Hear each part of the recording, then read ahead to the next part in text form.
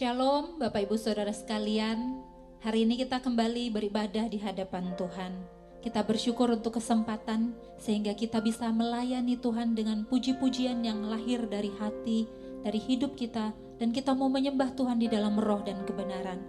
Mari beribadahlah kepada Tuhan dengan sukacita dan datanglah kepada Dia dengan penuh sorak-sorai.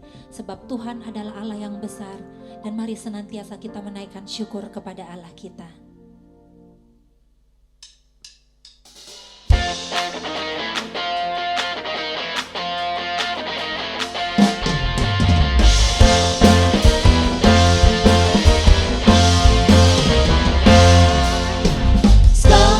Puji syukur hanya bagimu Tuhan, sebab Kau yang layak dipuja.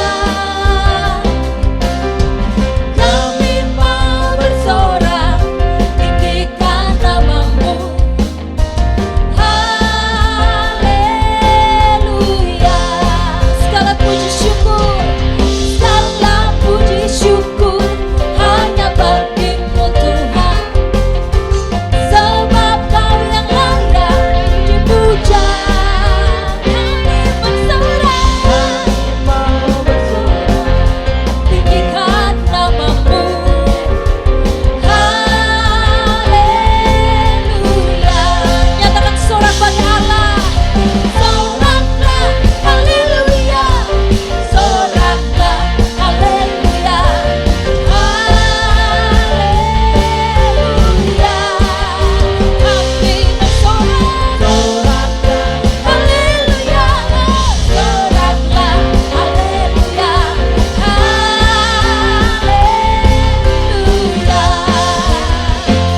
Mari naikkan syukurmu kepada Allah yang hidup. Segala puji syukur hanya bagimu Tuhan, sebab Kau yang layak dipuja. Kami mau bersorak, tinggikan namamu. Haleluya. Mari bersorak, soraklah haleluya, soraklah haleluya, haleluya. Soraklah haleluya, soraklah haleluya, haleluya. Terus naikkan syukurmu. Soraklah haleluya, soraklah haleluya, haleluya. Soraklah haleluya, soraklah haleluya, haleluya,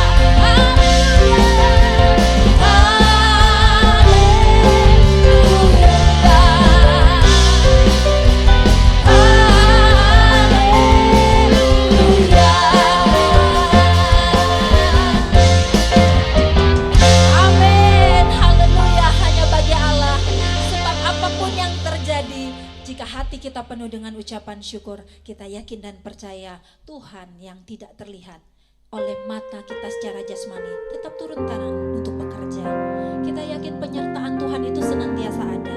Jika hati kita meluap dengan ucapan syukur, dan segala sesuatu yang kita kerjakan itu semuanya seolah-olah untuk Tuhan, kita yakin dan percaya Tuhan tetap berhadirat, Tuhan tetap ada, Tuhan memberi kekuatan. Sebab itu undang terus Tuhan di hati kita, dan biarlah hanya Dia yang bertahta di hidup kita.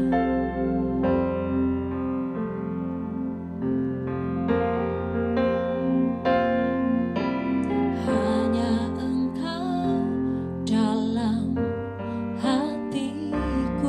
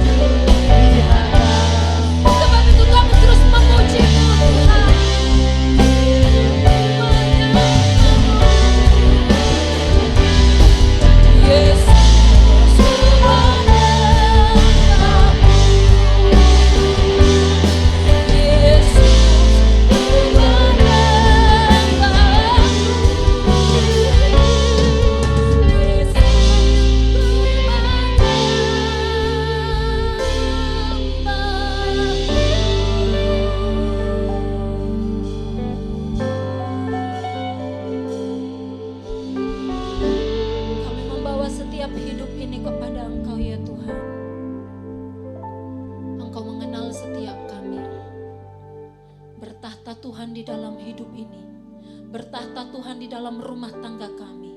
Bertahtalah Tuhan di dalam pekerjaan kami. Bertahtalah Tuhan di dalam keluarga kami.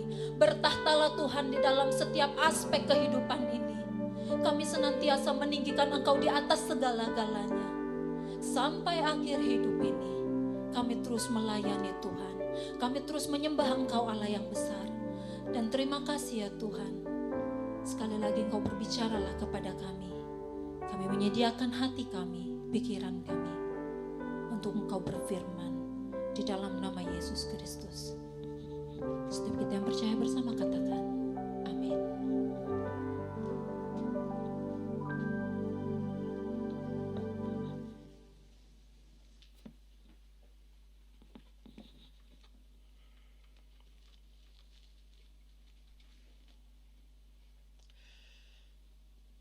Baik, shalom semuanya. Puji Tuhan, saya percaya dalam anugerah dan kemurahan Tuhan, Bapak Ibu Saudara semuanya hari ini dalam keadaan sehat-sehat, baik-baik semuanya, berkat perlindungan dan penyertaan Tuhan atas hidup kita semuanya. Puji Tuhan. Hari ini kita akan melihat satu kebenaran firman Tuhan yang bertemakan fokus. Setiap kita yang sedang hidup berpegang pada janji Allah, firman Tuhan mengatakan beberapa minggu ini, setiap kita yang sedang hidup berpegang pada janji Allah, pasti akan dibawa berjalan masuk ke dalam koridornya Tuhan. Ingat minggu yang lalu tentang koridor Tuhan. Apa itu koridor? Koridor artinya sebuah lorong atau jalan yang menghubungkan dari gedung satu ke gedung yang lain. Atau sebuah jalan yang menghubungkan dari negara satu ke negara yang lain. Kalau kita berjalan dalam koridornya Tuhan, sekalipun kita melewati lorong-lorong yang gelap, yang panjang, sekalipun kita melewati jalan yang berliku-liku dan tidak kelihatan ujungnya, hari ini saya mau katakan, percayalah, lorong-lorong itu akan menghubungkan saudara dan saya ke tempat janji Tuhan yang telah disediakan untuk kita. Kalau kita terus berjalan dalam pengharapan yang kuat, maka satu saat akan tiba waktunya kita akan mencapai ujung lorong itu, dan di situ terang kemuliaan Tuhan akan nyata dalam hidup kita semuanya. Namun sayang, ada banyak orang tidak menyadari, bahkan ada banyak orang menjadi berontak kepada Tuhan, marah kepada Tuhan, karena dibawa ke dalam perjalanan yang melewati lorong koridornya Tuhan itu. Tadi saya katakan, setiap kita yang berani berpegang pada janji Tuhan, pasti kita akan dibawa masuk ke dalam koridornya Tuhan. Nah, saudara, ada banyak orang memberontak dan marah kepada Tuhan saat dibawa ke dalam perjalanan yang melewati lorong-lorong koridornya Tuhan ini. Orang-orang itu pada akhirnya tidak akan pernah melihat yang terbaik apa yang Tuhan telah janjikan kepada mereka. Seperti contohnya dalam kehidupan orang Israel. Mereka telah menerima janji Tuhan bahwa mereka akan dibawa masuk ke tanah perjanjian yang penuh dengan susu dan madunya. Sebelum mereka dibawa masuk ke tanah yang dijanjikan Tuhan itu, mereka lebih dulu dibawa oleh Tuhan masuk dalam yang namanya koridor, berjalan dalam koridornya Tuhan. Berjalan dalam lorong-lorongnya Tuhan. Yaitu apa? Lorong-lorong padang belantara. Sebagian besar dari mereka tidak tahan. Mereka menoleh ke belakang. Mereka ingin kembali ke Mesir. Mereka marah kepada Musa. Mereka juga marah kepada Tuhan. Dan apa yang terjadi dengan mereka berikutnya? Mereka tidak pernah melihat ujung daripada lorong koridor yang Tuhan izinkan mereka berjalan. Mereka semua mati di dalam perjalanan. Mereka semua mati di tengah perjalanan mereka sebelum mencapai ujung lorong koridornya Tuhan. Yang bisa masuk sampai ke ujung lorong itu hanya Kaleb dan Yosua. Sungguh ini sangat disayangkan. Saudara-saudara, jadi hanya melalui koridor atau lorong yang Tuhan izinkan kita berjalan, itu merupakan jalan satu-satunya untuk kita menuju kepada janji Tuhan yang sudah disediakan kepada kita. Seperti halnya Yusuf, begitu ia menerima janji Tuhan, tidak lama kemudian ia dibawa masuk ke dalam koridornya Tuhan. Lorong yang menghubungkan, mengoneksikan kepada sesuatu yang Tuhan sudah sediakan bagi Yusuf. Lorong-lorong itu cukup panjang yang harus dilalui oleh Yusuf. Lorong itu adalah yang pertama, lorong dibenci oleh saudara-saudaranya. Ada lorong dijadikan budak. Ada lorong difitnah. Ada lorong dipenjara sekalipun tidak bersalah. Ada lorong yang namanya dilupakan oleh orang yang telah ditolongnya. Nah, lorong-lorong itu ternyata dapat dilalui oleh Yusuf satu persatu. Sehingga Yusuf dapat mencapai ujung lorong itu. Dan waktu saatnya tiba di mana Tuhan menyatakan sesuatu bagi Yusuf. Saat waktunya Tuhan telah tiba, Tuhan menyatakan sesuatu bagi Yusuf. Apa itu? Tiba-tiba hanya dalam waktu yang singkat, lebih kurang 30 menit, semua mimpi daripada janji Tuhan itu benar-benar digenapi dalam hidup Yusuf. Semalam ia masih berstatus narapidana, tetapi esok hari dia telah menjadi penguasa atas tanah Mesir. Hari ini, saudara, saya akan mengulang sedikit. Bagaimana caranya Yusuf dapat melewati lorong-lorong yang gelap itu satu demi satu dan bisa mencapai ujung lorong tersebut sehingga menikmati janji Tuhan yang telah dijanjikan dalam hidup Yusuf.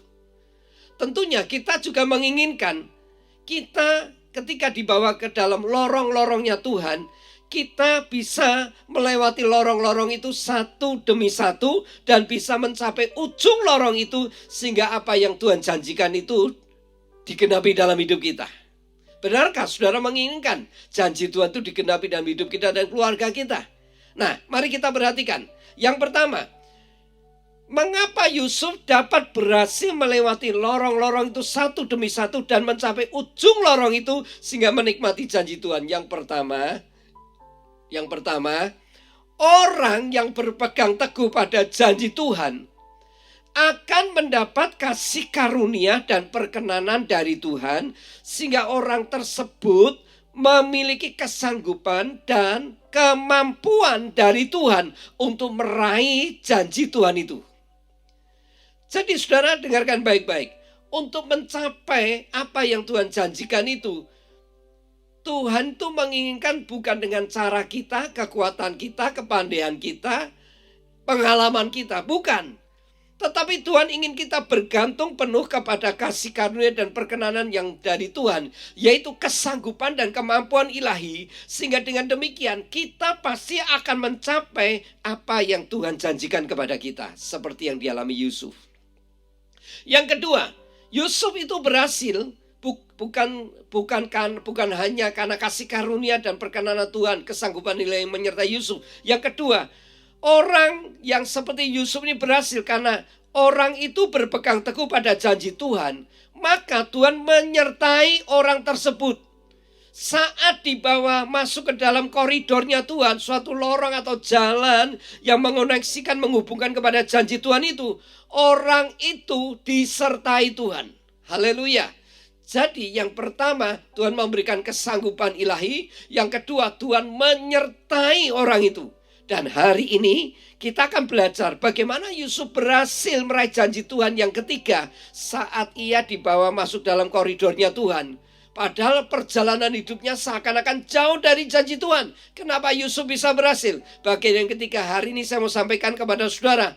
Yaitu orang yang berpegang teguh kepada janji Tuhan. Orang itu akan fokus kepada Tuhan sang pemberi janji. Fokus kepada Tuhan sang pemberi janji.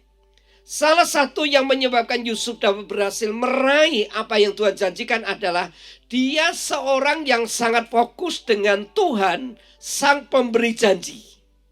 Saya akan menunjukkan kepada saudara bukti-bukti bahwa Yusuf adalah orang yang sangat fokus kepada Tuhan dan firman-Nya.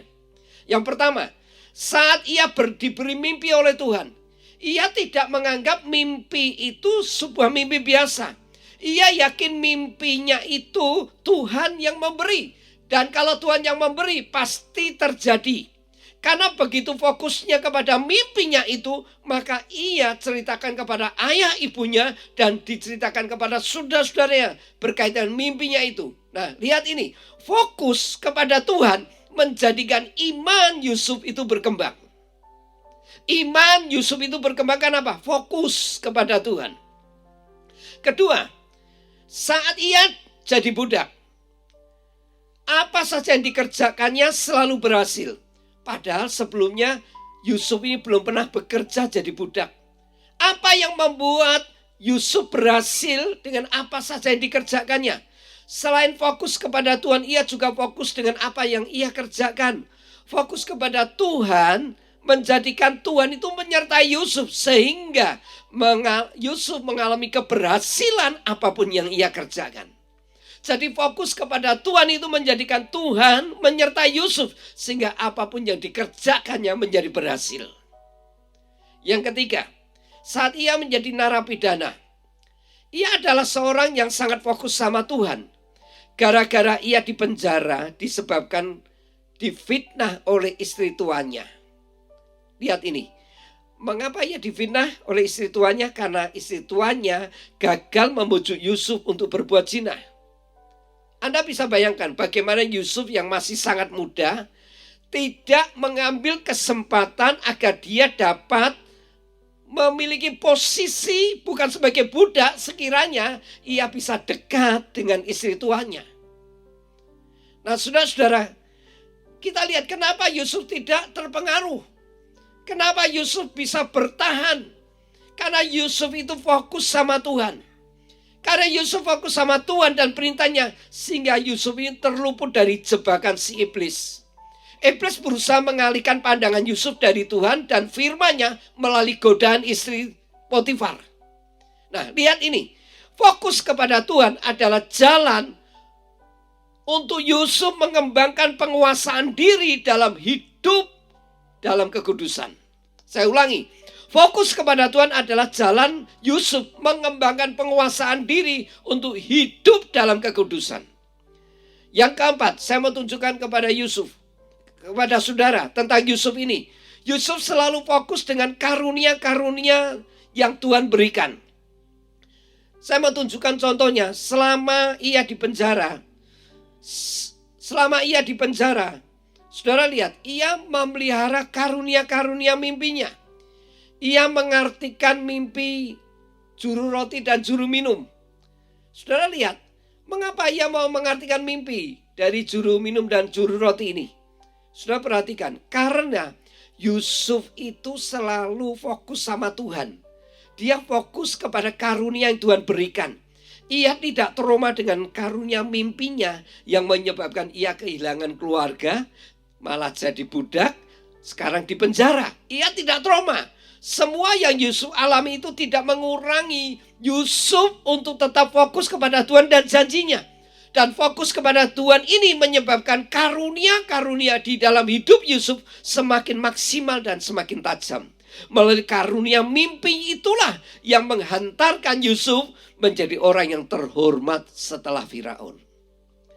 Saya tunjukkan bagian yang kelima. Kenapa Yusuf ini berhasil? Karena Yusuf itu fokus kepada Tuhan sehingga ia tidak pernah luka hati. Dia tidak pernah ada luka hati, kebencian, bahkan tidak ada keinginan untuk membalas apa yang telah diperbuat oleh saudara-saudaranya saat ia bertemu dengan saudara-saudaranya.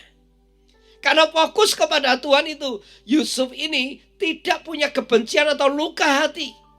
Fokus kepada Tuhan membawa Yusuf selalu memiliki pikiran yang positif dan pandangan yang positif.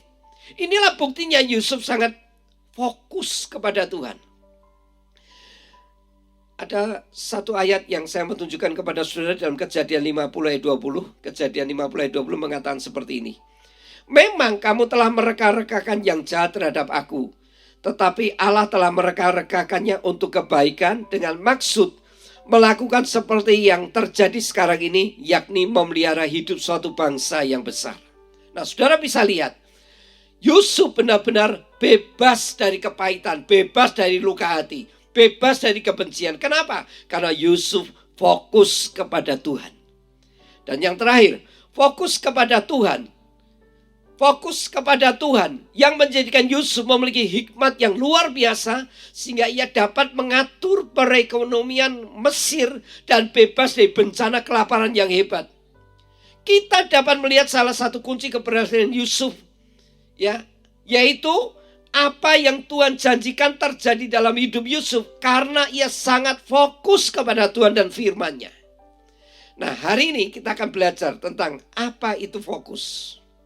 Ingat ya, fokus membuat Yusuf berhasil dalam segala hal. Sekarang kita akan belajar apa itu fokus. Secara umum memiliki arti seperti ini. Fokus yang pertama memiliki arti titik atau pusat. Kedua, fokus adalah berkonsentrasi secara sungguh-sungguh guna mencapai apa yang menjadi tujuannya. Saya ulangi, berkonsentrasi secara sungguh-sungguh guna mencapai apa yang menjadi tujuannya. Ketiga, arti fokus melihat dan memikirkan satu hal saja sehingga apa yang di sekitarnya tidak sama sekali ia pikir. Arti fokus yang keempat, berkata ya kepada satu hal dan berkata tidak kepada hal yang lain. Fokus memiliki arti yang kelima, mata yang terarah kepada satu sasaran atau satu tujuan saja. Saudara, ketika Yusuf berjalan dalam koridor atau lorong-lorongnya Tuhan, ia tidak pernah kehilangan fokus dengan Tuhan. Itu sebabnya Yusuf selalu mengalami keberhasilan dan keberkatan dalam setiap musim yang ia lewati. Setiap kita yang sekarang ini mau tidak mau harus melewati lorong-lorong atau jalan-jalan yang semuanya sedang dikuasai, dipenuhi oleh yaitu pandemi COVID-19 ini. Lorong-lorong yang semuanya sekarang dipenuhi oleh COVID-19 ini. Siapapun kita tidak pernah bisa menghindar dari lorong ini. Sekali lagi, siapapun kita tidak pernah bisa menghindar dari lorong ini. Tetapi Tuhan berjanji kepada kita semua, selama kita berjalan dalam lorongnya Tuhan, Tuhan berjanji Dia akan melimpahi kita dengan kasih karunia-Nya. Dia akan melimpahi kita dengan perkenanannya. Bahkan berjanji menyertai kita di setiap lorong yang kita lewati.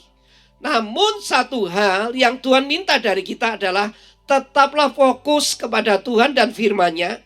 Maka kita pasti akan mengalami kemenangan di setiap lorong-lorong yang kita lewati.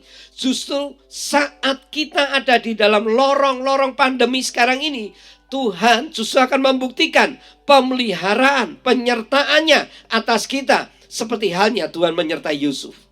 Jadi kuncinya kita harus tetap fokus sama Tuhan. Karena fokus akan membawa seseorang mengalami kesuksesan dan keberhasilan. Fokus akan menyebabkan kita tidak pernah mudah menyerah kalah. Fokus akan menjadikan kita tidak pernah keluar dari jalur atau track yang Tuhan sudah tetapkan dalam hidup kita. Bagaimana cara supaya kita terus dapat fokus kepada Tuhan dan firman-Nya? Nah, yang pertama, kita akan belajar hari ini tentang kita harus mengembangkan penguasaan diri. Salah satu untuk kita bisa fokus kepada Tuhan dan firman-Nya, kita harus mengembangkan penguasaan diri. Mari kita lihat 1 Korintus 9, 24-27. 1 Korintus 9, 24-27, demikian firman Tuhan. Tidak tahukah kamu bahwa dalam gelanggang pertandingan, semua peserta turut berlari, tetapi bahwa hanya satu orang saja yang mendapat hadiah. Karena itu larilah begitu rupa sehingga kamu memperolehnya. Tiap-tiap orang yang turut mengambil bagian dalam pertandingan menguasai dirinya dalam segala hal. Mereka berbuat demikian untuk memperoleh satu mahkota yang fana, tetapi kita untuk memperoleh suatu mahkota yang abadi. Sebab itu aku tidak berlari tanpa tujuan, dan aku bukan petinju yang sembarangan saja memukul. Tetapi aku melatih tubuhku dan menguasai seluruhnya, supaya sesudah memberitakan Injil kepada orang lain, jangan aku sendiri ditolak.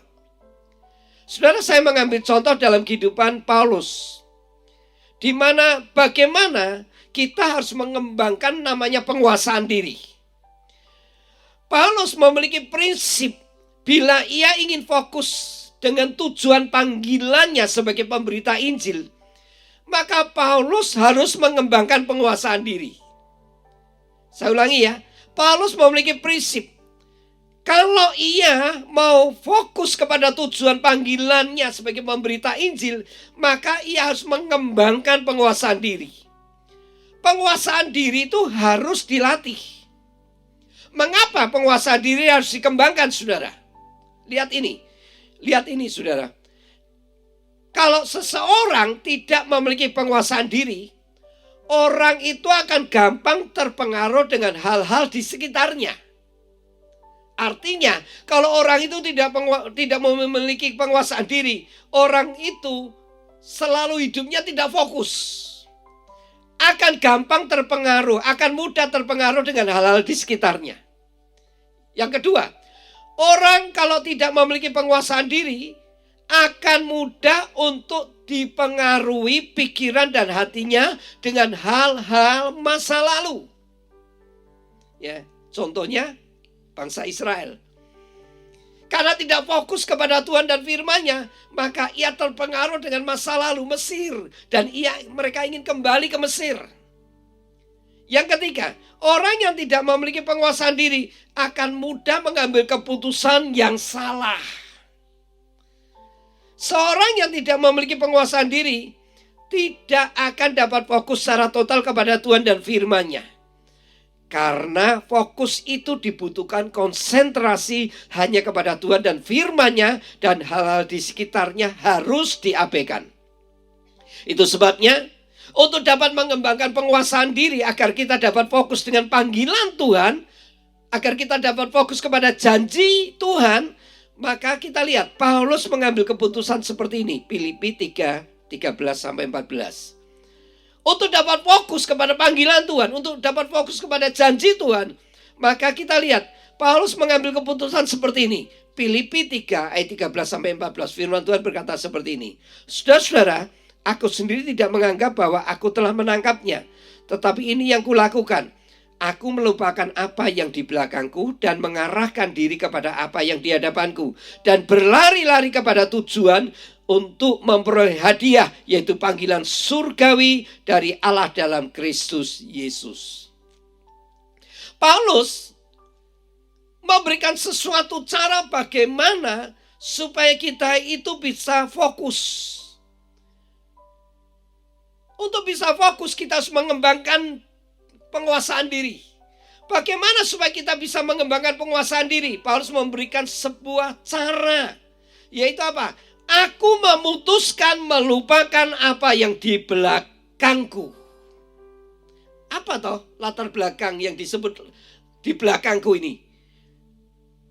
Paulus punya latar belakang suatu kehidupan yang menurut dia sangat menguntungkan ketika dia menjadi seorang yang rohani, merasa dirinya orang rohani di waktu dia sebagai orang Yahudi tulen menjalankan Taurat. Dia pikir dia sudah mencapai titik puncak yang tertinggi sebagai orang yang disebut orang yang rohani ketika ia menjadi seorang Yahudi tulen menjalankan Taurat. Itu yang Paulus katakan, aku memutuskan melupakan apa yang di belakangku. Semua yang dibanggakan oleh Paulus itu, Paulus memutuskan diputuskan untuk dilupakan, untuk dihapus di memorinya.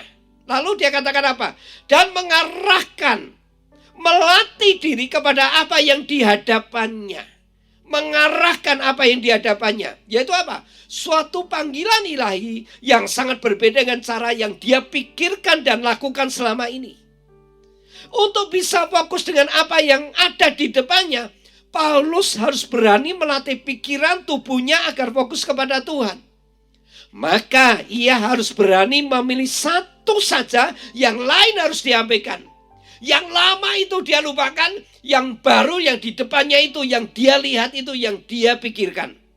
Dia harus berani berkata ya kepada kehendak Tuhan dan berkata tidak kepada kehendak dirinya sendiri. Itu yang namanya mengembangkan penguasaan diri.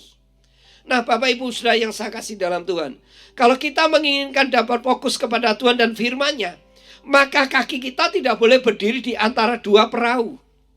Yusuf pun harus mengembangkan penguasaan diri dimulai saat ia jadi budak.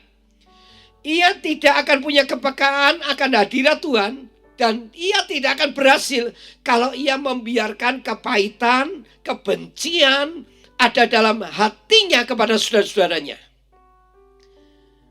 Begitu pula saudara ketika ia diajak melakukan perzinahan dengan istri majikannya. Kalau Yusuf tidak mengembangkan penguasaan diri, waktu itu ia sudah jatuh dalam dosa perzinahan. Dan Tuhan mungkin tidak akan menyertai dia. Tetapi karena Yusuf memiliki penguasaan diri, maka Tuhan menyertai terus dalam kehidupan Yusuf. Sekalipun akibat keputusannya menolak diajak oleh istri majikannya untuk berbuat zina ini, berakibat dia dijebloskan dalam penjara. Saudara, saat kita berani mengembangkan penguasaan diri untuk berkata ya kepada kehendak Tuhan dan berkata tidak kepada perkara-perkara duniawi, maka pasti kita akan dapat membedakan mana kehendak Tuhan dan mana yang bukan kehendak Tuhan. Fokus kita kepada Tuhan akan menyebabkan kita memiliki ketajaman roh. Fokus kita kepada Tuhan akan menyebabkan kita memiliki ketajaman roh. Kita dapat melihat juga dalam kehidupan Yesus. Yesus, lihat ini, saat diizinkan harus datang ke dunia sebagai manusia seperti kita, ia diizinkan oleh Bapaknya melewati lorong-lorong yang gelap, di mana ia harus hidup turun ke dunia untuk menggenapkan misi penyelamatan seluruh manusia di dunia ini yang berdosa. Nah, sudah lihat lorong-lorong yang harus dilewati Yusuf itu. Yesus harus lahir di tengah keluarga yang sederhana. Ia dilahirkan di kota kecil sekali, Bethlehem. Tempat kelahirannya pun sangat tidak layak bagi orang yang disebut orang paling miskin pun tidak mau. Dia lahir harus di kandang domba. Tetapi Yesus harus lahir di kandang domba. Yesus harus melewati lorong, ditolak oleh bangsa Israel sebagai umat pilihan Tuhan. Padahal ia datang, pertama-tama datang tujuannya untuk umatnya. Tetapi ia ditolak. Bahkan ia dikejar-kejar mau dibunuh oleh orang-orang Farisi, orang-orang yang benci dengan dia. Dalam perjalanan hidup Yesus selalu dituntut untuk harus fokus kepada apa yang diperintahkan oleh Allah Bapaknya. Nah, saudara-saudara, tahukah saudara, dalam perjalanan hidup Yesus ini, iblis itu berkali-kali ingin menggeser supaya Yesus itu tidak fokus kepada rencana Bapaknya. Iblis berusaha mengalihkan pandangan Yesus agar tidak fokus kepada Allah Bapaknya dengan menawarkan segala keindahan dunia dan dalam segala kesenangan dunia. Waktu itu Yesus baru saja selesai berpuasa. Tetapi Yesus menolaknya, bahkan menengkingnya semua tawaran iblis itu. Nah, iblis itu berusaha terus menggoda agar supaya Yesus tidak fokus dengan rencana Bapaknya. Ia memilih untuk tetap fokus kepada perintah Bapaknya di surga, bahwa ia harus mengalami sengsara demi keselamatan seluruh umat manusia dari dosa. Demi keselamatan seluruh umat manusia dari dosa. Tapi sudah lihat, iblis tidak pernah menyerah. Ingat ya, iblis tidak pernah menyerah. Ia terus berusaha mengalihkan pandangan atau fokus Yesus kepada apa yang Bapaknya perintahkan. Sekarang iblis memengaruhi muridnya untuk mengalihkan fokus Yesus kepada rencana Bapaknya di surga lagi. Itu terdapat dalam Matius 16, 21-23. Mari kita baca Matius 16, 21-23. Firman Tuhan berkata seperti ini. Sejak waktu itu Yesus mulai menyatakan kepada murid-muridnya bahwa ia harus pergi ke Yerusalem dan menanggung banyak penderitaan dari pihak tua-tua, imam-imam kepala, dan ahli-ahli Taurat. Ia dibunuh dan dibangkitkan pada hari yang ketiga. Tetapi Petrus menarik Yesus ke samping dan menegur dia. Katanya, Tuhan, kiranya Allah menjauhkan hal itu. Hal itu sekali-sekali takkan menimpa engkau. Hal itu sekali-sekali takkan menimpa engkau. Maka Yesus berpaling dan berkata kepada Petrus, "Enyalah iblis, enyalah iblis, engkau suatu batu sandungan bagiku. Sebab engkau bukan memikirkan apa yang dipikirkan Allah, melainkan apa yang dipikirkan manusia." Sudah lihat di dalam Matius pasal 16 ini, Yesus terus berusaha dihalangi oleh iblis agar ia tidak fokus kepada perintah rencana Allah Bapanya. Yesus dihalangi oleh muridnya agar jangan masuk ke Yerusalem. Karena akan ada orang-orang yang akan menangkap Yesus dan membunuhnya.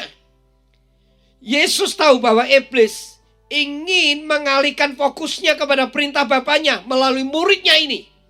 Tetapi apa kata Yesus? "Enyalah iblis, engkau menjadi batu sandungan bagiku. Engkau bukan memikirkan apa yang dipikirkan Allah." Lihat ini saudara. Engkau bukan memikirkan apa yang dipikirkan Allah, melainkan yang dipikirkan manusia. Artinya sama seperti ini. Artinya seperti ini. Engkau sedang ingin menggeser, mengalihkan fokusku kepada perintah Allah. Nah saudara lihat ini. Yesus menghardi iblis itu karena Yesus tahu iblis berusaha mengalihkan, menggeser fokus Yesus kepada rencana Bapanya. Yesus memilih untuk tetap fokus kepada Bapanya di surga. Ia tidak mau digeser sedikit pun dari rencana Bapanya di surga, melainkan ia terus fokus dengan segala rencana Allah Bapanya. Sekalipun harus ia mengalami untuk dihina, dia harus mengalami disalib, bahkan ia harus mati di atas kayu salib. Semua itu meninggalkan contoh teladan bagi kita semuanya. Agar kita semuanya kalau ingin mengembangkan penguasaan diri ya dalam hidup kita. Kalau kita ingin mengembangkan penguasaan diri, maka hidup kita pasti akan bisa fokus dengan Tuhan. Sebab salah satu yang menyebabkan kita bisa fokus kepada Tuhan adalah mengembangkan penguasaan diri. Mari saudara, kita semua agar hidup fokus, yaitu dengan mata rohani yang memandang kepada Yesus. Dengan fokus kepada Yesus, maka kita akan mampu hidup di dalam kehendak-Nya. Dan di dalam kehendak-Nya kita pasti akan dituntun sampai ke ujung lorong di mana janji Tuhan itu telah disediakan kepada kita semuanya. Ibrani 12 ayat 2 mengatakan seperti ini. Ibrani 12 ayat 2 mengatakan seperti ini. Marilah kita melakukannya dengan mata yang tertuju kepada Yesus, yang memimpin kita dalam iman dan membawa iman kita kepada kesempurnaan, yang dengan mengabaikan kehinaan tekun memikul salib ganti sukacita yang disediakan bagi Dia yang sekarang duduk di sebelah kanan tahta Allah. Ibrani 12 ayat 2 mengajarkan kita semua, mari kita semua hidup fokus kepada Tuhan dan firman-Nya. Fokuslah kepada Dia. Ketika kita fokus kepada Dia, maka kita akan dapat melewati lorong demi lorong itu. Dan satu saat kita akan mencapai ujung lorong itu. Dan di situ kemuliaan Tuhan, janji Tuhan akan dinyatakan kepada kita. Saya percaya setiap kita oleh pertolongan kasih karunia dan perkenanan Tuhan, kesanggupan ilahi dari Tuhan, akan mencapai lorong itu, ujung lorong itu. Setiap kita pasti disertai Tuhan.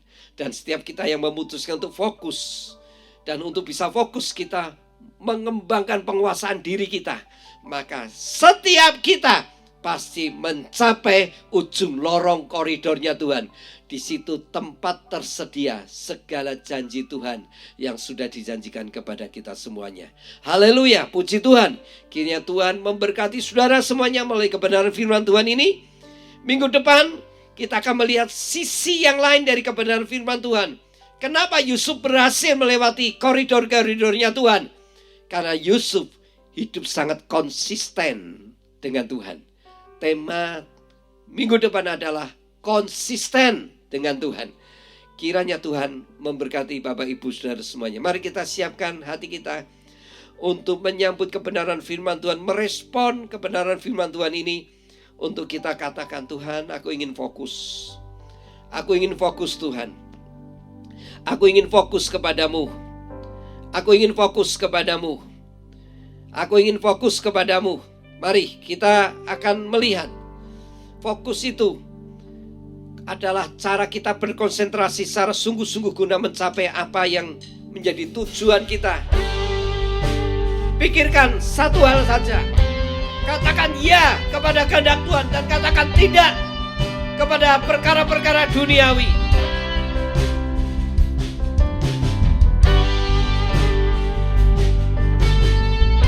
Ambillah keputusan seperti Yusuf.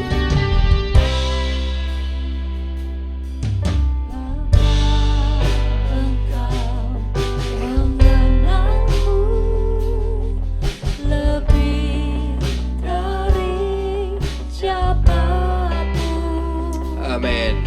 Engkau tahu ceritaku dan isi hatiku.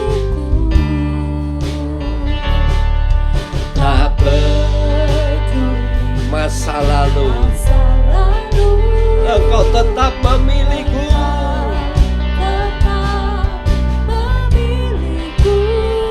Katakan, sempurnakan jadi karya yang indah. Mimpi aku percaya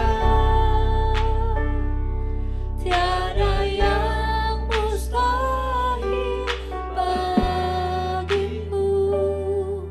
Kuasamu kuatkanku,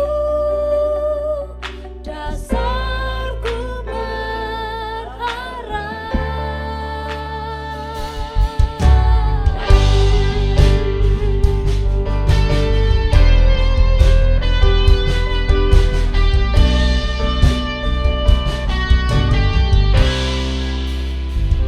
Amin. Tak peduli masa lalu, Engkau tetap memilihku. Ubahkanku, sempurnakan jadi karya yang indah. Mimpi aku percaya Tiada yang mustahil bagimu. tiada yang mustahil bagimu. Kuasamu Kuasamu kuatkanku, dasarku berharap. kini aku berserah. Kini aku berserah pada rancangan bagimu. Ku ikuti panggilanmu. Amin.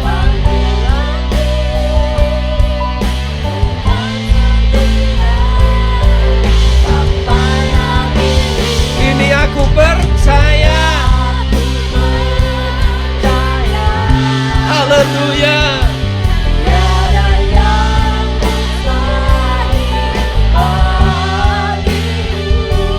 Kuasamu kuatkanku, dasarku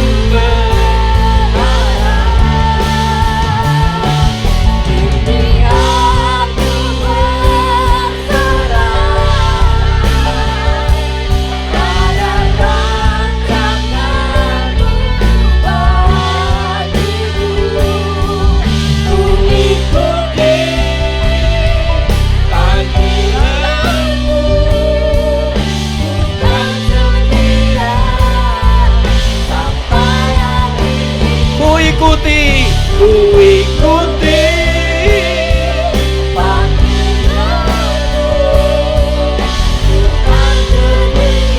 Sekali lagi katakan, ku ikuti panggilanmu.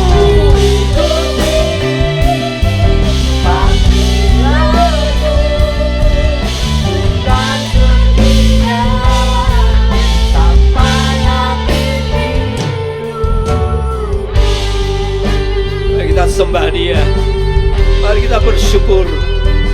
Mari kita bersyukur. Dia tidak pernah tinggalkan kita. Dia tidak pernah biarkan kita. Dia berjanji akan melimpahi kita dengan kasih, karunia dan perkenanannya. Saat kita dibawa dalam lorong-lorongnya, Dia berjanji memberikan kesanggupan ilahi. Dia berjanji menyertai kita saat kita ada di dalam lorong-lorongnya.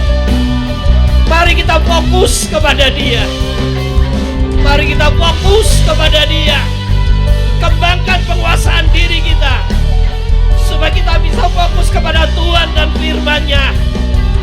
Kita pasti mencapai ujung lorong itu. Oleh penyertaan Tuhan, kita pasti mencapai ujung lorong itu. Oleh kasih karunia perkenanan Tuhan, kita pasti mencapai ujung koridornya Tuhan.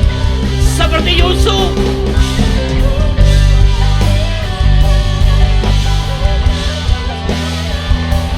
Amin. Amin. Haleluya. Haleluya. Tuhan, kami bersyukur Engkau mengizinkan kami memiliki janji-janji Tuhan dalam hidup kami. Sesungguhnya kami punya pengharapan yang besar akan janji-janji Tuhan yang telah kami dengar. Dan kami sadar ketika kami berpegang pada janji Tuhan, maka kami akan dibawa masuk dalam koridornya Tuhan. Sebuah lorong, sebuah jalan yang sepertinya jauh dari janji itu sendiri. Jauh dari apa yang Kau janjikan kepada kami. Tapi sesungguhnya lorong-lorong itu adalah jalan pintas untuk kami bisa mencapai apa yang Kau janjikan itu terjadi digenapi dalam hidup kami. Tuhan, kami percaya selama kami melewati lorong-lorong itu, Engkau menyertai kami. Engkau tidak pernah tinggalkan kami sendirian. Engkau memberikan kepada kami kasih karunia perkenanan yang di dalamnya ada kesanggupan dan kemampuan dari Tuhan. Sehingga kami mampu melewati lorong demi lorong itu sampai ke ujung lorong itu. Bahkan hari ini Kau mengajarkan kepada kami untuk kami fokus kepada Tuhan dan firman Tuhan. Karena fokus itu kunci keberhasilan dan kesuksesan kami. Fokus itu dapat mengalahkan segala tipu daya iblis. Fokus itu membuat kami tetap berkata ya kepada kehendak Tuhan dan tidak kepada tawaran-tawaran iblis. Fokus itu menjadikan kami boleh berjalan terus tanpa menoleh ke belakang. Terima kasih Tuhan. Kau mengajarkan kami selalu fokus kepada Tuhan dan firman-Mu. Sehingga setiap kami pasti akan mencapai ujung lorong yang Tuhan izinkan kami lewati. Dan di ujung lorong itu ada janji Tuhan yang tersedia. Ada kemuliaan Tuhan yang tersedia. Ada terang Tuhan yang terbit atas hidup kami. Kami mengucap syukur atas kebenaran-Mu hari ini. Meteraikan kebenaran-Mu. Biar setiap kami yang terus masih berjalan dalam lorong-lorong-Mu, kami semua tidak akan pernah marah kepada siapapun. Namun kami bersyukur. Sebab lorong-lorong Tuhan itu adalah cara Tuhan menuntun kami mencapai apa yang Tuhan janjikan. Di dalam nama Yesus kami sudah berdoa dan mengucap syukur. Haleluya. Amin. Tuhan memberkati. Puji nama Tuhan. Firman Tuhan yang luar biasa hari ini kita dengarkan. Dan kita mendapatkan kebenaran firman Tuhan. Bahwa kita harus fokus terhadap tujuan apa yang Tuhan percayakan di dalam setiap hidup kita. Apapun yang terjadi di masa-masa ini. Meskipun ada kelemahan, kegagalan, keterlambatan, penundaan, kesakitan atau apapun yang menghalangi kita, biar kita tetap fokus kepada Tuhan. Kita fokus dan berlari kepada tujuan yang benar. Bukan lagi kita memukul sembarangan, tetapi kita punya titik fokus yang benar di hadapan Tuhan. Mari kuatkan setiap hati kita untuk kita bisa mengembangkan penguasaan diri kita lebih lagi, supaya kita benar-benar fokus di dalam Tuhan. Kita minta kepada Tuhan hari ini, Tuhan mampukan kami untuk bisa fokus. Puji nama Tuhan, firman Tuhan ini pasti menguatkan setiap kita untuk hari-hari ini lebih lagi di dalam kebenaran firman Tuhan. Dan saya akan menyampaikan pengumuman selama sepekan bahwa seperti Biasanya bahwa pekan-pekan ini gereja kita belum mengadakan kegiatan apapun, baik doa malam cawan dan kecapi atau kegiatan apapun, dan bahkan di hari Minggunya kita juga offline seperti ini. Dan diharapkan dengan demikian setiap jemaat Tuhan tidak melakukan kegiatan yang berkerumun. Diharapkan untuk kita tidak melakukan kegiatan yang kalau tidak begitu penting sekali, kita tetap saja di rumah dan melakukan aktivitas kita dari rumah. Jika kita memang harus melakukan kegiatan di luar rumah, persiapkan diri kita dengan protokol kesehatan, jaga jarak, dan tetap memakai masker. Kita percaya Tuhan itu selalu bersama dengan kita, dan kemampuan Tuhan itu memampukan setiap kita untuk berjalan di hari-hari ini. Itu saja pengumuman di minggu ini, dan nanti setelah ibadah ini akan ditampilkan tayangan untuk persembahan, kolekte, persembahan, persepuluhan, sebab kita yakin dan percaya bahwa persembahan yang kita berikan itu juga menjadi bagian dari ibadah kita. Terima kasih, dan mari kita akan menutup ibadah kita di dalam doa berkat. Baik, tiba saatnya kita akan menutup ibadah kita pada hari ini. Dan mari persiapkan hati kita sebelum kita meninggalkan persekutuan kita dimanapun sudah berada. Bersiaplah untuk menerima bagian dari sebuah anugerah yang mau Tuhan curahkan hari ini atas kita. Dan percayalah, sepanjang minggu ini, sepanjang bulan ini, bahkan sepanjang tahun ini, pemeliharaan Tuhan tidak pernah henti-hentinya datang atas hidup kita semuanya dan keluarga kita. Bapak Ibu Saudara yang saya kasih dalam Tuhan, sebelum Bapak Ibu Saudara mengakhiri ibadah ini, terimalah sekarang kasih karunia anugerah yang melimpah, perkenanan Tuhan yang melimpah, penyertaan Tuhan yang melimpah atas hidup saudara hari ini.